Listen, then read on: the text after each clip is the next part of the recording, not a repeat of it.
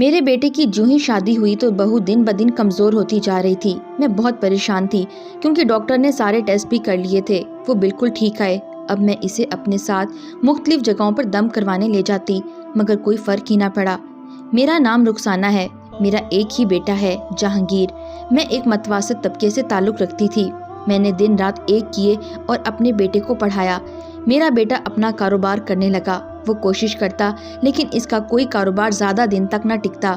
مجھے بھی مایوسی ہونے لگی لیکن میرے بیٹے نے ہمت نہ ہاری اور محنت جاری رکھی۔ ایک دن میں اپنی بہن راشدہ کے گھر سے آ رہی تھی کہ میرا گزر ایک ویرانے سے ہوا۔ میں بھی اپنے گھر کی طرف قدم بڑھانے لگی۔ میں نے وہاں دیکھا کوئی نظر نہیں آ رہا تھا لیکن رونے کی آوازیں سنائی دے رہی تھیں۔ میں ڈرتے ڈرتے آگے بڑھی تو دیکھا کوئی لگ بھگ 20 سال کی لڑکی جو اپنا چہرہ گھٹنوں میں چھپائے رو رہی ہے۔ میں پہلے تو ڈر گئی کہ کہیں کوئی پاگل تو نہیں۔ میں نے اسے پکارا اور بولی، بیٹی رات کے ٹائم تم اس ویرانے میں کیا کر رہی ہو؟ میری بات پر اس وجود میں حرکت ہوئی۔ لڑکی نے چہرے سے نقاب ہٹایا اور بے تحاشا رونے لگی۔ میں نے اسے چپ کرانے کی کوشش کی اور ساری بات پوچھنے لگی۔ اس لڑکی پر مجھے بے حد ترس آ رہا تھا جو رات کے اس وقت اکیلی اتنی سنسان جگہ پر موجود تھی۔ میں نے اسے اس کے گھر والوں کا پوچھا تو وہ روتے ہوئے بولنے لگی، میرا نام شہزادی ہے، میں گاؤں سے ہوں، میرے اماں ابا نے مجھے گھر سے نکال دیا ہے، وہ میری شادی ایک بوڑھے آدمی سے کرنا چاہتے ہیں۔ میرے بابا نے اس بوڑھے آدمی سے قرض لیا تھا جس کے عوض وہ اب میرا سودا کر رہے تھے۔ میں نے اماں ابا کے پاؤں پکڑے لیکن انہوں نے مجھ پر رحم نہ کھایا اور مجھے گھر سے نکال دیا۔ وہ اپنی آپ بیتی اپنا درد مجھے سناتی سسکیوں میں رونے لگی۔ میں نے اسے اپنے سینے سے لگایا اور تسلی دی کہ بیٹا اللہ تمہارے ماں باپ کو ہدایت دے، آ جاؤ میرے ساتھ، میں تمہیں تمہارے ماں باپ کے پاس لے جاؤں گی اور ان کو سمجھاؤں گی۔ میں نے شہزادی کو وہاں سے اپنے ساتھ لیا اور اپنی بہن راشدہ کے گھر آ گئی۔ راشدہ نے مجھ سے شہزادی کے بارے میں پوچھا۔ میں نے اسے ساری کہانی سنائی۔ وہ بھی جوان لڑکی پر ترس بھری نگاہوں سے دیکھنے لگی۔ میری کوئی بیٹی نہ تھی لیکن مجھے شہزادی کو دیکھ کر بے تحاشا دکھ ہوا۔ میں نے اگلی صبح اس کے بتائے ہوئے پتے پر اس کو لے کر آ پہنچی اور دروازہ کھٹکھٹایا تو وہاں سے ایک نوجوان لڑکا باہر نکلا۔ شہزادی اسے دیکھتے میرے پیچھے چھپ گئی۔ میں نے اسے پوچھا، کیا یہ تمہارا رشتہ دار ہے؟ تو شہزادی نے انکار کیا اور اس نوجوان سے اپنے ماں باپ کے بارے میں پوچھنے لگی۔ نوجوان نے ہمیں بتایا وہ تو کل ہی گاؤں چھوڑ کر جا چکے ہیں، یہ مکان ہمارا ہے۔ اس نوجوان کی باتیں سن کر شہزادی غمزدہ سی آنسو بہانے لگی۔ میں بھی قسمت کی ستم ظرفی پر حیران ہوئی۔ اتنی پیاری بچی کے ساتھ کوئی ایسا کیسے کر سکتا ہے؟ میں دل میں اس کے والدین کو سوچتی شہزادی کو اپنے ساتھ گھر لے آئی۔ میں اور شہزادی گھر آئے تو میرا بیٹا بھی اسی وقت دکان سے گھر آیا تھا۔ میرے ساتھ شہزادی کو دیکھ کر ناگواری سے دیکھتا اپنے چھوٹے سے کمرے کی طرف بڑھ گیا۔ میرا گھر زیادہ بڑا نہیں تھا۔ میں نے شہزادی کو اپنے کمرے میں بٹھایا اور جہانگیر کے کمرے میں چلی آئی۔ جہانگیر بہت غصے میں چیزیں الٹ پلٹ کر رہا تھا۔ میں نے گہرا سانس بھرا۔ میں جانتی تھی کہ جہانگیر کو لڑکیوں سے خصوصی چڑ تھی، وہ اپنے آپ میں رہنے والا شخص تھا۔ میں اس کے پاس بیٹھی اور اسے سمجھانے لگی کہ بیٹا کیوں ایسا کر رہے ہو؟ اس نے کہا کہ امی جان یہ لڑکی کون ہے جسے آپ ہمارے گھر میں لے آئی ہیں؟ میں نے اس کی بات سنی اور بولی، بیٹا وہ لاوارث ہے، اس کے ماں باپ نہیں ہیں، اس لیے میں اسے یہاں لے آئی ہوں۔ میری بات سن کر جہانگیر اٹھ کھڑا ہوا اور جانے لگا۔ میں نے اسے روکا تو وہ بولا کہ اماں آپ بہت بھولی ہیں، آپ کو کیا پتا کہ کیسے لوگ فراڈ کرتے ہیں، کیا پتا لڑکی بھی فراڈ ہو، بتائیں پھر ہم کیا کریں گے، کہاں جائیں گے؟ میں نے اسے سمجھایا اور اپنی قسم دی، تب جا کر اس نے شہزادی کو گھر رکھنے کے لیے حامی بھری۔ میں اب پرسکون تھی کہ کم از کم شہزادی میرے ساتھ رہے گی، اسے کوئی نقصان نہیں پہنچا سکے گا۔ لیکن وہ کہتے ہیں نا کہ وقت اور قسمت کا کب پتہ کہ کب بدل جائے۔ وقت گزرنے کا پتہ ہی نہ چلا۔ شہزادی کو میرے ساتھ رہے 3 ماہ ہو گئے تھے۔ وہ میرے ساتھ کام میں ہاتھ بٹاتی اور میری خوب خدمت کرتی۔ مجھے تو جیسے رب نے ایک بیٹی دے دی تھی۔ شہزادی مجھے کسی کام کو ہاتھ نہ لگانے دیتی، راتوں کو اٹھ کر میرے پاؤں دباتی، نیز اس نے ہر طرح سے میرا خیال رکھا۔ میں بہت خوش تھی۔ اسے دیکھ کر شہزادی کے لیے میں جتنا خوش تھی، جہانگیر کے لیے پریشان بھی۔ اسے اب شہزادی سے پہلی جیسی پرخاش تو نہ تھی، لیکن شہزادی پھر بھی اس کے سامنے آنے سے کتراتی۔ میں نے بہت کوشش کی کہ وہ جہانگیر کا ڈر بھلا دے، لیکن وہ بھی اپنے نام کی طرح ایک شہزادی تھی۔ اس کے یہاں آنے کے بعد میں نے ایک چیز پر تجزیہ کیا کہ شہزادی اب جہانگیر کو بری نہیں لگتی تھی۔ میں نے اس کی نظروں میں پسندیدگی دیکھی تھی۔ میں نے اسے راستے پر لانے کا سوچا۔ میں نے اپنے محلے کی رشتے والی سے شہزادی کے رشتے کی بات چلانے کو کہا۔ اس نے میرے مطابق میرے گھر رشتہ بھیج دیا۔ رشتے والوں کو شہزادی پسند آ گئی۔ انہوں نے باقاعدہ رسم کرنے کا کہا اور اگلے ہفتے آنے کا بول کر چلے گئے۔ جہانگیر کو جب پتہ چلا تو اس کے غصے کا گراف بڑھنے لگا۔ وہ فوراً میرے کمرے میں چلا آیا اور بولا کہ اماں، میں شہزادی سے شادی کرنا چاہتا ہوں۔ میں اس کی بات پر اسے گھورنے لگی اور بولی، نرموئے، تو اس بچی سے خار کھاتا ہے اور اب کیسے اس کی شادی تم سے کر دوں؟ میری بات سن کر وہ میرے پاس بیٹھا اور قطعی انداز میں بولا کہ شہزادی کی شادی صرف مجھ سے ہوگی، میرے علاوہ اور کسی سے نہیں۔ جہانگیر اپنی بات بولتا میرے کمرے سے نکلتا چلا گیا۔ پیچھے سے میں اس کی باتوں پر مسکرانے لگی۔ جہانگیر تو مان گیا تھا، لیکن اب سب سے بڑا مسئلہ شہزادی کی رضامندی کا تھا۔ میں جانتی تھی کہ وہ شروع سے ہی جہانگیر سے خوفزدہ رہتی تھی، گویا اس کے ساتھ پوری زندگی گزارنا بہت بڑا فیصلہ تھا۔ میں نے اگلی صبح نماز کے بعد شہزادی کو اپنے پاس بلا کر بٹھایا اور متانت سے اسے سمجھانے لگی۔ میں نے اس سے پوچھا کہ کیا تم میرے بیٹے کی شریک حیات بنو گی؟ میری بات پر شہزادی نے جھٹکے سے سر اٹھایا جیسے اسے کرنٹ لگا ہو۔ وہ نفی میں سر ہلانے لگی۔ شاید شہزادی اب بھی خوفزدہ تھی۔ میں نے اسے سمجھایا کہ جہانگیر برا نہیں ہے، بس اپنی پھپھو کی وجہ سے اسے لڑکیوں سے نفرت ہے۔ اس کی پھپھو نے بہت بڑا کام کیا تھا جس بنا پر خاندان سے بے دخل کر دی گئی تھیں۔ جہانگیر بھی انہیں کا ہی خون ہے، وہ بس عورت کے کردار کو نہیں سمجھ پاتا، اس لیے دور رہتا ہے۔ میری باتوں سے اس کے دل پر لگی گرد تو چھٹ گئی۔ میں نے اس سے وعدہ کیا کہ کبھی اس کے ساتھ ناانصافی نہیں ہونے دوں گی۔ میری بات سن کر وہ میرے گلے لگ گئی اور بولی، میں آپ کو کیسے انکار کر سکتی ہوں؟ اماں، آپ تو میری محسن ہیں۔ آپ نے تو اس وقت میرا ساتھ دیا جب میرے اپنے ماں باپ مجھے چھوڑ گئے تھے۔ میں بہت خوش تھی کہ رب نے مجھے ایسی نیک سیرت بہو عطا کی ہے۔ میں نے شادی زیادہ دھوم دھام سے تو نہیں کی، لیکن بہت خوشی سے کی۔ محلے کے تمام گھروں میں دعوت دی اور ان کو بھی اپنے گھر کی پہلی خوشی میں شامل کیا۔ شادی کے بعد جہانگیر نے شہزادی کا بہت خیال رکھا۔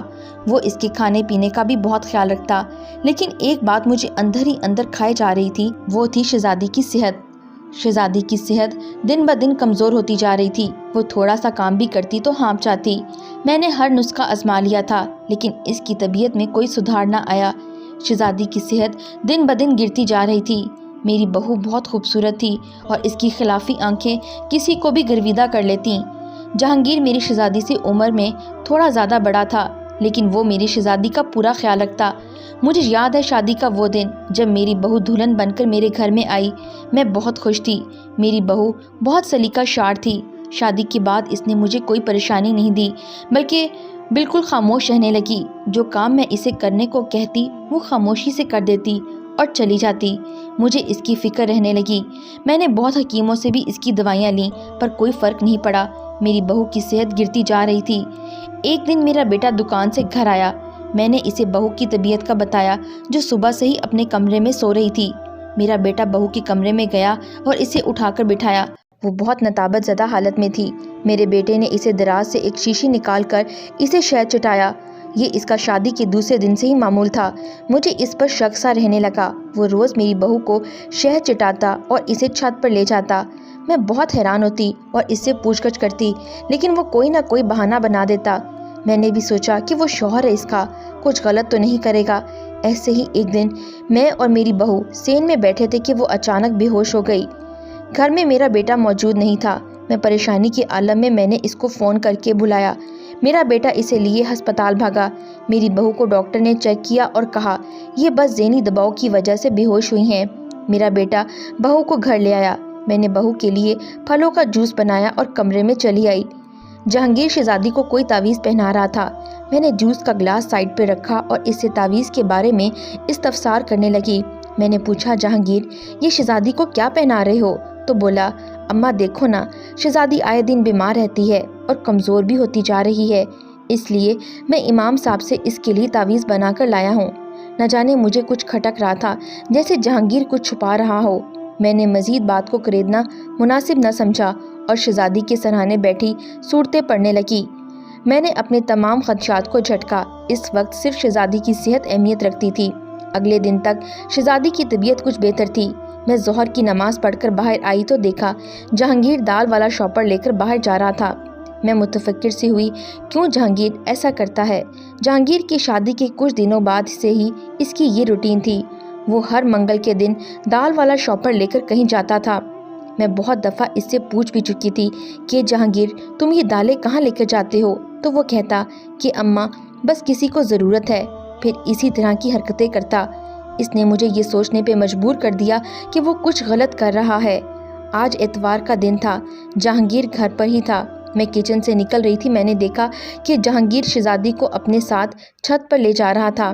मेरी छठी हिस्स ने कुछ गलत होने का इशारा किया। मैं भी फ़ौरन इसके पीछे सीढ़ियाँ चढ़ने लगी। मैं जैसे ही छत पर पहुंची और जो मंजर मैंने अपनी गुनाहगार आंखों से देखा, मुझे ऐसा महसूस हुआ किसी ने मेरे पाँव तले से ज़मीन खींच ली हो। मेरे सामने ही जहांगीर ने शहजादी को एक घेरे में लिटाया हुआ था, लेकिन मेरी रूह ये देखकर फना हो गई कि शहजादी होश में नहीं थी। इसकी आंखें बंद थी और जहांगीर इसके सामने बैठा कुछ पढ़ रहा था। जहांगीर ने कुछ पढ़कर शहजादी पर फूंका और देखते ही देखती शहजादी का वजूद हवा में मौलिक होकर रह गया। मेरी इस मंजर को देखकर चीख निकल गई। मेरे चीखने की आवाज़ पर जहांगीर ने मेरी तरफ देखा तो इसकी रंगत जर्द पड़ गई और इसने कहाँ सोचा था कि कुछ ऐसा होगा। मैं इसके सामने आई और ज़ोर से चमाट इसके मुंह पर दे मारी और वो बहुत पागल सा लग रहा था। मैंने इसके मुंह पर थप्पड़ों की बारिश कर दी। वो भी कुछ बिना बोले खड़ा रहा। इससे कहा कि नामर्द बेगैरत इंसान, ये सब क्या कर रहे थे? तुम्हारी हिम्मत कैसे हुई एक मजलूम के साथ इतना घिनौना खेल खेलने की? अभी भी शहजादी को ठीक करो, वरना मैं भूल जाऊंगी कि तुम मेरी औलाद हो। इसने फौरी तौर पर कुछ पढ़ा और शहजादी का वजूद इस घेरे में था। अब बताओगे, ये ऐसे बुत बन के खड़े रहोगे? मेरी बात सुनकर वो रोने लगा और सारी बात बताने लगा। मैं खामोशी से इसे सुन रही थी। मैंने जब इस लड़की को देखा तो मुझे इसमें अजब कशिश महसूस हुई। मैंने खुद को रोकने की कोशिश की इसके करीब जाने से, लेकिन नाकाम रहा। हमारे निकाह के बाद मुझे जैसे मौका मिल गया अपनी चाहत पूरी करने का। आखिर कब तक ऐसी ज़िंदगी गुजारता? मैं थक गया था। मैं पिछले 6 माह से एक किताब पढ़ रहा था जो अमलियात की थी। इसमें पढ़ा था कि किसी तरह 40 दिन का चिल्ला करने से और कब्रिस्तान में कीड़ों को डालने से किसी भी इंसान को काबू किया जा सकता है। मैंने इसमें पढ़ा था कि अगर कोई लड़की निकाह में आ जाए तो शौहर इसकी ताकत कैसे हासिल कर सकता है। यही अमल मैंने किया और शहजादी कमज़ोर होती गई। मैं इसे रोज़ अमल किया हुआ शहद खिलाता और इसकी तबीयत ख़राब हो जाती। इसकी ताकत मुझ में मुंतकिल होने लगी थी। मैं बस किसी भी तरीके से ताकतवर बनना चाहता था। जहांगीर की सारी बात सुनकर मुझे बहुत दुख हुआ कि ये मेरी औलाद है। मैंने दोबारा इसे थप्पड़ से सुर्ख किया और बोली, ज़रूर कोई गुनाह किया था जो तुझ जैसी औलाद मिली। मैं इसे बोलकर शहजादी के पास आई जो अभी भी बेहोश थी। मैंने इसके चेहरे पर पानी के छींटे मारे और इसे होश दिलाया। शहजादी को मैंने जब सब बताया और वो रोते हुए मेरे सीने में छुप गई। मैंने भी इसके दुख में हाथ थामा और इसके साथ रोने लगी। आखिर हम दोनों को ही दुख मिला था। मैंने शहजादी को लिया और अपने घर से निकलती चली गई। जहांगीर हमारे पीछे आया, लेकिन मैंने धमकी दी और इसे वापस भेज दिया। मैं नहीं चाहती थी कि जहांगीर के साथ शहजादी को रखकर किसी और गुनाह का मुरतकिब करूं। कभी कभी हम किसी की भलाई के चक्कर में इस शख्स को ऐसी खाई में धकेल देते हैं जहां से वापसी पर ज़िंदगी की ज़मानत भी बाकी नहीं रहती। अपने गैरों का फ़र्क मिट जाता है, रह जाता है तो सिर्फ मतलब। इंसान ताकत के नशे में धत रिश्तों की पहचान खो देता है।